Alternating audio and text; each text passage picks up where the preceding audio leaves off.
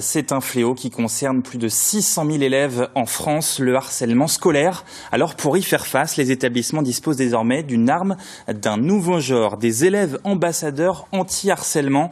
Une nouveauté depuis cette rentrée. Reportage en Saône-et-Loire, Florence Donjon et Valentin Casanova.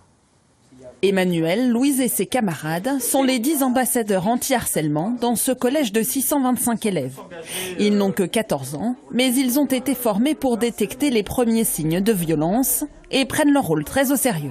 Les personnes qui se font harceler et qui n'ont pas vraiment l'envie d'en parler à un adulte qu'ils ne connaissent pas ou en parler à une personne de leur âge, ils peuvent venir me parler à moi. Moi, j'ai un peu vécu une situation un peu similaire, mais je prenais pas confiance.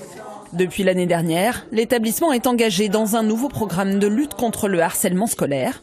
Vous voyez, on repère les situations, après il y a les entretiens. Il est basé sur une équipe de 15 personnes et sur une nouvelle approche vis-à-vis des enfants. Les harceleurs ne sont plus appelés comme ça, ils sont appelés intimidateurs. Et en fait, on les cloue pas au pilori. En fait, on essaye de les faire réfléchir, de développer chez eux l'empathie. Et c'est eux-mêmes qui vont chercher des solutions. Responsabiliser chaque élève et surtout agir vite. Dans les 24-48 heures après le signalement des faits, souvent pointé du doigt, l'Éducation nationale veut faire de la lutte contre le harcèlement sa priorité.